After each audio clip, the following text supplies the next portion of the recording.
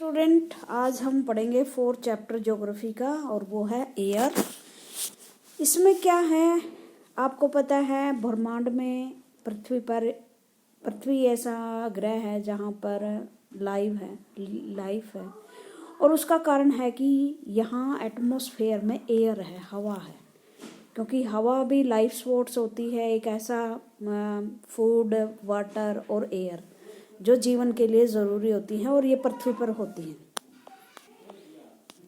और उस एयर का न कि सिर्फ जो एयर का ब्लैंकेट है उसका सिर्फ ये काम नहीं है कि ये हमें सांस लेने के लिए ज़रूरी होती है, ये बहुत सारे काम करती है। मतलब सांस तो हम लेते हैं, पेड़ पौधों के उगने के लिए भी ज़रूरी होते हैं, कार्बन डाइऑक्साइड छोड़ते हैं वो लेते हैं, ऑक्सीजन छोड़ते हैं। जो मैरीन लाइफ्स है, समुद्र में रहने वाली, वो भी हवा पे निर्भर करती है। इवन जो ब्लैंकेट है हवा का, उसमें आपका तापमान भी निर्धारित होता है कि अगर आपके वायुमंडल में मान लो कार्बन डाइऑक्साइड नहीं होती, जिसको आप मानते हो कि एक बुरी गैस है, बट इसके बगैर कार्बन डाइऑक्साइड में हीट नहीं होती, और हीट नहीं होती तो लाइफ भी संभव नहीं था। जब इन्वायरमेंट गर्म होगा तभी तो जीव पैदा होंगे। दूसरी बात, जो एयर का ब्लैंकेट है वो इतनी हीट आने देता है बस जो जीवन के लिए ज़रूरी है, बाकी को जो हीट है या यहाँ एग्जॉस्ट हो जाता है, ठीक है ना। तो इस तरह से बहुत सारे काम हैं एयर के जो ये मनुष्य के और जो लाइफ है अर्थ पे उसको सपोर्ट करती है। हाँ, सूर्य की हानिकारक किरणें जैसे पराबैंगनी किरणें हैं जो मनुष्य के लिए हानिकारक हैं, उनको रोकने के लिए एक ओजोन लेयर दी हुई है सौर मंडल से ऊपर। यहाँ पर वैसे तो ओजोन 3 जो गैस है, वो ओजोन जिसे O3 बोलते हैं, वो जीवन के लिए हानिकारक है, बट वो इतनी ऊंचाई पर दी कि वो हानिकारक किरणों को रोक सके। जो सूर्य के आने वाली हानिकारक किरणें हैं जो मनुष्य के जीवन के लिए ठीक नहीं है, तो इसलिए हर काम प्रकृति ने बड़ी सोच समझ कर दिया हुआ है। मान लो कार्बन डाइऑक्साइड गैस है, कार्बन डाइऑक्साइड गैस की वर्तमान मात्रा जो है 0.04 हो चुकी है, बट किताबों में आपको 3 ही पढ़ोगे। अगर ये 3% से कम या ज़्यादा होती तो इसके प्रभाव देख लो आप कैसे पढ़ेंगे।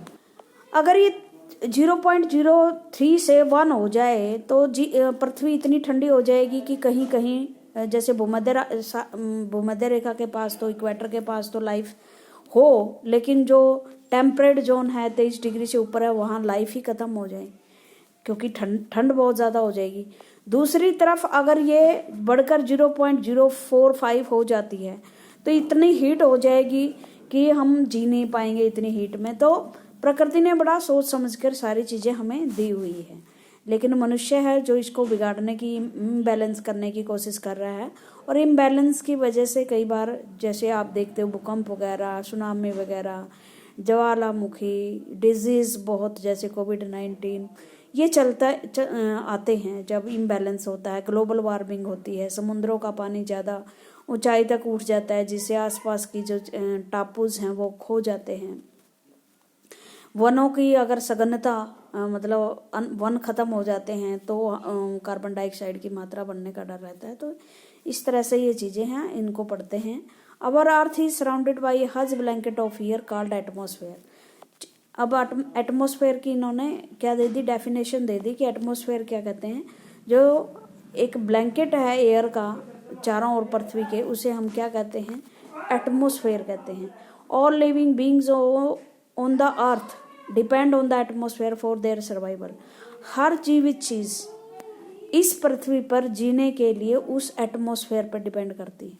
मैंने बताया ना, अगर थोड़ा सा भी हिल जाता है एटमॉस्फेयर तो जो लाइफ है वो खतरे में आ जाती है।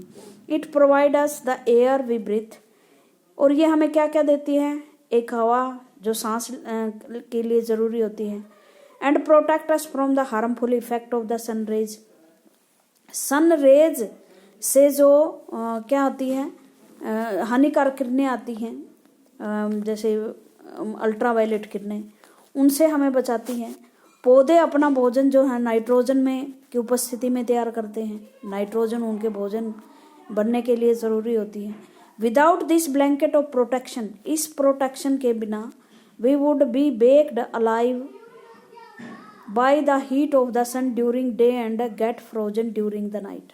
वही बात आ गई ना, अगर ये ना हो, ये ब्लैंकेट ऑफ एयर ना हो, कार्बन डाइऑक्साइड, ऑक्सीजन, नाइट्रोजन ना हो, तो क्या होती है, ये सूर्य की धूप में दिन में तो हम झुलस जाए और रात को फ्रोजन हो जाए। ये भी अब समझ लो, ग्रीन हाउस प्रभाव कहते हैं इसको, कि कैसे इफेक्ट करते हैं। देखो यहाँ है हमारी हवा के कण और यह है आपका सूर्य। सूर्य से जो किरणें आती हैं, इस एयर के जो ब्लैंकेट है इसमें से गुजरती हुई आती हैं, कुछ किरणें इसमें ही रह जाती हैं, ओके, कुछ जो पृथ्वी पर आनी चाहिए वो आती हैं। उसके बाद आपने देखा होगा 3 बजे बहुत गर्मी हो जाती है दिन में। क्यों? क्योंकि ये जो किरणें थी ये वापस जाने लगती हैं, शाम को लौटने लगती हैं 3 बजे के बाद। तो दिन का टेम्परेचर 3 बजे नोट होते हैं मैक्सिमम, मिनिमम होता है सुबह 4 बजे, जब ना लौट रही होती है ना आ रही होती है किरणें, ठीक है। तो कुछ ये किरणें, यहाँ फिर एनवायरनमेंट है, यहाँ हवा है, ये किरणें पूरी तरह से वापस नहीं जाती। कुछ जो हीट है इन किरणों की, ये इस हवा के ब्लैंकेट में रह जाती है और मोस्टली कार्बन डाइऑक्साइड जो गैस है वो एग्जॉस्ट करती है इनको और फिर लौट जाती है। अगर ये ब्लैंकेट हम हटा दें और ये भी हटा दें तो सीधी किरणें आएंगी जो हमें झुलसा देंगी, बीमार कर देंगी या पैदा ही ना होने दे। और ये सारी चली गई, सारी हीट लेकर चली गई ये किरणें, तो क्या हो जाएगा, रात को बहुत ज़्यादा ठंड हो जाएगी। इस इफेक्ट को ग्रीन हाउस इफेक्ट कहा जाता है। So it is this mass of air that has made this temperature of the earth liable. और इसलिए एनवायरनमेंट ही है जो इस पृथ्वी का टेम्परेचर इस लायक बनाती है कि इस पर जीवन संभव हो सके। Carbon dioxide release in the atmosphere create a green house effect bye trapping the heat radiate from the earth. मैंने आपको अभी ग्रीन हाउस इफेक्ट पढ़ाया है। और जब कार्बन डाइऑक्साइड ज़्यादा रिलीज होती है तो क्या होगी, वो मान लो यहाँ वो हीट रोकने का काम कर रही है, जितना ब्लैंकेट गहरा होगा हीट उतनी ही ज़्यादा रुकेगी ना, और जितनी ज़्यादा हीट रुकेगी इन्वायरमेंट उतना ही गर्म होगा। और इस इफेक्ट को हम ग्रीन हाउस इफेक्ट कहते हैं, जिससे गर्मी ज़्यादा बढ़ती है और उससे क्या होता है, जो ग्लेशियर्स हैं, जो बर्फ़ की सीलियाँ हैं पृथ्वी पर, वो पिघलने का डर रहता है। It is therefore called a greenhouse gas and without it the earth would have been too cold to live. इसे ग्रीन हाउस गैस कहते हैं। नाम याद रखना कि ग्रीन हाउस गैस में कौन कौन सी शामिल है। एक तो आपकी कार्बन डाइऑक्साइड शामिल है, और ये इसके बगैर पृथ्वी पर जीवन संभव नहीं है। बट अगर ये ज़्यादा होगी तो ज़्यादा गर्मी भी बढ़ सकती है। However when it level is atmosphere increase due to factory smoke, अगर ये बढ़ती है एटमॉस्फेयर में, मतलब अभी जो इसकी मात्रा है 0.03 है, अगर यह 4-5 होती है, और वो किस कारण होती है, फैक्ट्रियों से निकलने वाले धुओं से, वाहनों से के निकलने वाले धुओं से, मतलब जो कार्बन दहन होता है ना उससे। तो क्या होता है उसमें factories, car, fumes, the heat remain increase the temperature of the earth. तो इससे क्या होता है, टेम्परेचर बढ़ता जाता है। और इस समस्या, ये समस्या है हीट का बढ़ना, उसे कहते हैं ग्लोबल वार्मिंग, वैश्विक तापन, हिंदी में बोलते हैं वैश्विक तापन। This rise in temperature cause the snow in coldest part of snow in the coldest part of the world to melt. देखो ये सबसे कोल्डेस्ट पार्ट है विश्व का, इसमें नॉर्थ पोल में आर्कटिक सागर और साउथ पोल में जो सदर्न सागर है, जो बर्फ़ की सीलियाँ हैं जमा हुआ है, ये बिल्कुल देखोगे आप मैप में सफ़ेद से रंग से इसको दर्शाया जाएगा। ये सीलियाँ पिघलने का भय रहता है, उससे समुद्र का लेवल रेज होगा, क्योंकि नदियाँ बहुत फ्लो से बहेंगी, समुद्र का लेवल बढ़ेगा और उससे बाढ़ें आएंगी। कोस्टल एरिया बिल्कुल पानी में डूब सकते हैं, जैसे मुंबई जैसे शहर जो हमारे बिल्कुल समुद्र के किनारे हैं, वो उनके डूबने का चांस रहता है। देखो आपने सुना होगा जकार्ता के बारे में। जकार्ता जो है वो इंडोनेशिया की राजधानी है, अभी इंडोनेशिया अपनी राजधानी बदल रहा है भाई। क्यों बदल रहा है? क्योंकि समुद्र का पानी इतना बढ़ चुका है, जकार्ता कभी भी डूब सकता है। बहुत सारे 2004 में सुनामी आई थी, आपने याद हो, छठी कक्षा में आपने पढ़ा हो। तो उस सुनामी की वजह से बहुत सारे टापू, इवन भारत का जो सबसे सदर्न पॉइंट था इंदिरा पॉइंट, वो भी डूब गया था। तो डूबते हैं इस तरह से क्षेत्र, और एक बड़ी समस्या है। क्यों? क्योंकि इन इलाके के जो लोग हैं इनको फिर अपने घर बार छोड़कर कहीं पर शरण लेनी पड़ती है, जहां वो धुतकारे जाते हैं, उनको हटाया जाता है वहां से। तो इस तरह की समस्याएं पैदा होती हैं। ग्लोबल वार्मिंग का जो इफेक्ट है वो खेती वगैरह पे भी दिखाई देता है। इससे क्या होता है? इन्वायरमेंट चेंज होता है। इन्वायरमेंट चेंज होता है तो उसका असर खेती, पेड़ पौधों, जानवरों पर। देखो इसमें एक बात और लिखी कि प्लांट और एनिमल जो है एक्सटिंक्ट हो चुके हैं, लुप्त हो चुके हैं, क्योंकि वन खत्म हो गए हैं। वन खत्म होने से के कारण बहुत सी जंगली जातियां जो थी पेड़ पौधों की या जानवरों की, वो भी खत्म हो चुके हैं। बहुत सारे हमारे पेड़ पौधे और जानवर धरती से लुप्त हो चुके हैं, जो पहले कभी हुआ करते थे बहुत संख्या में। इवन जंगली गधे जैसे जानवर जो आम होते थे, उनको भी खत्म होने के आसार पैदा हो गए हैं। अब हम देखते हैं composition of the atmosphere. Atmosphere की कंपोजिशन क्या है?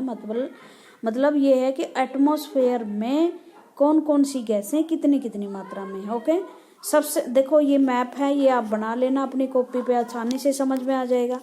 जो ऑक्सीजन है वो 21% है, लाइफ सपोर्ट है।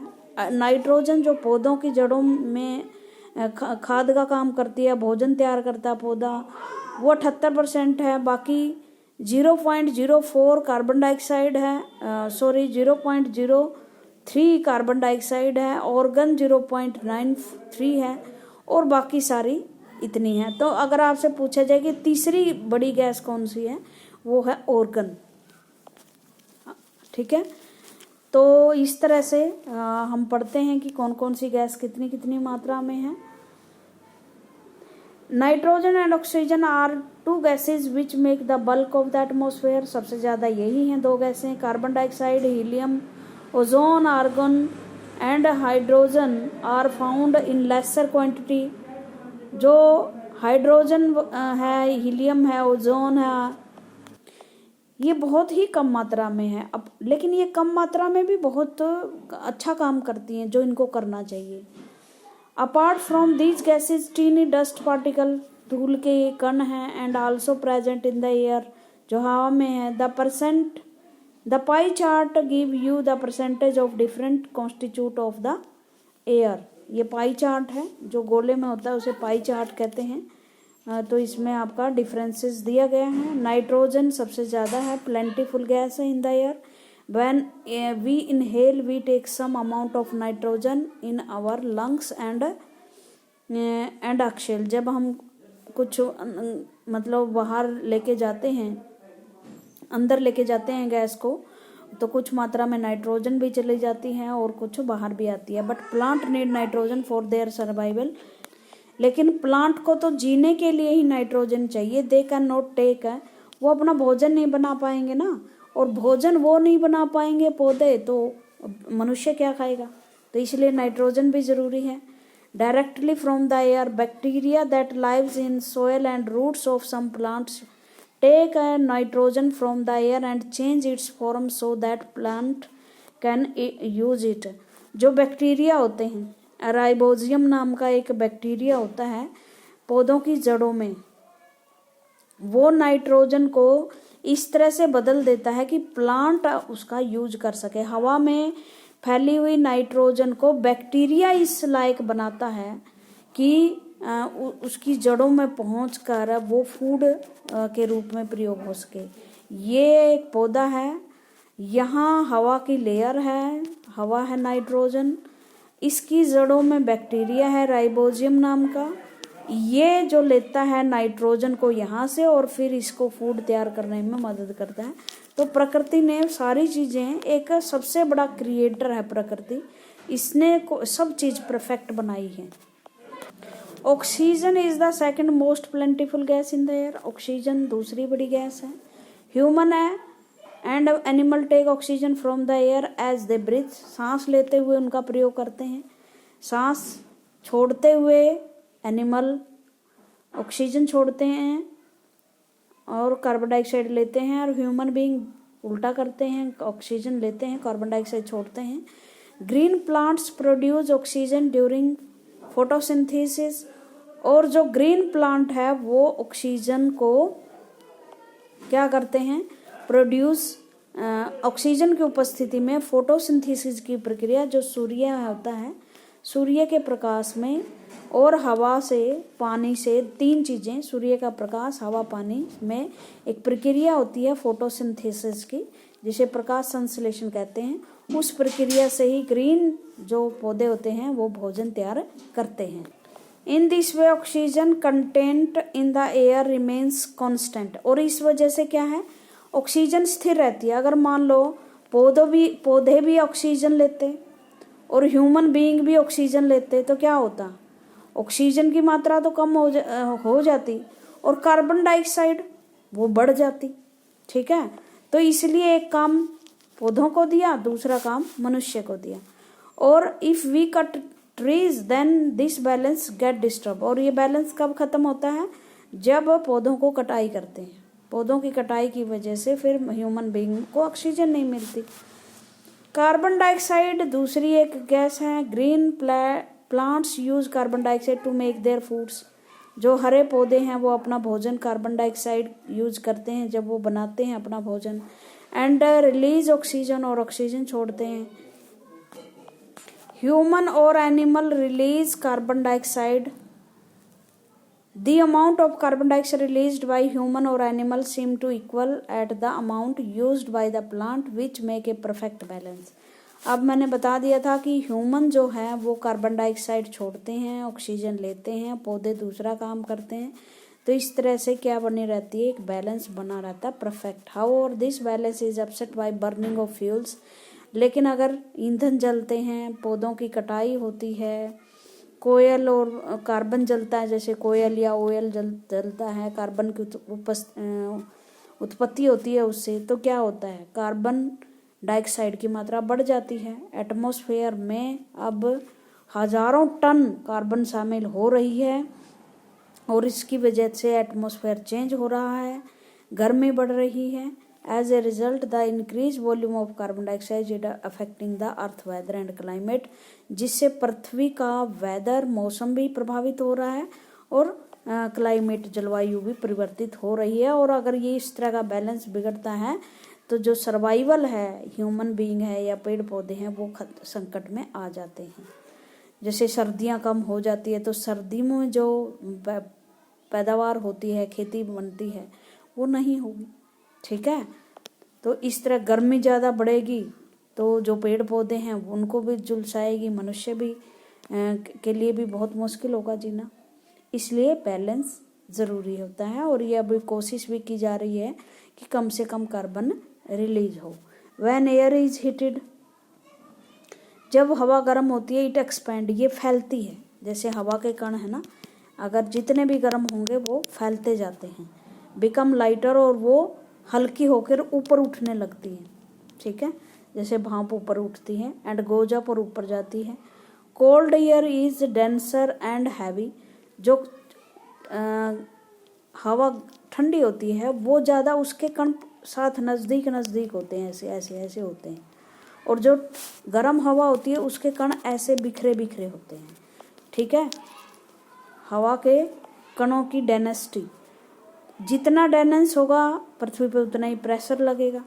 That is why the tends to sink down when hot air rise, cold air from surrounding area rush there to fill. और जैसे ही ये गर्म हवा ऊपर उठती है, नीचे उसका एरिया खाली रह जाता है तो उस पर ठंडी हवा उसकी जगह भर देती है।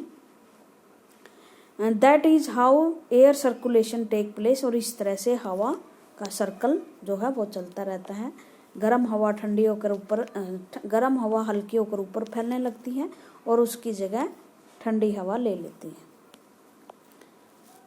आज के लिए इतना ही। Thank you very much.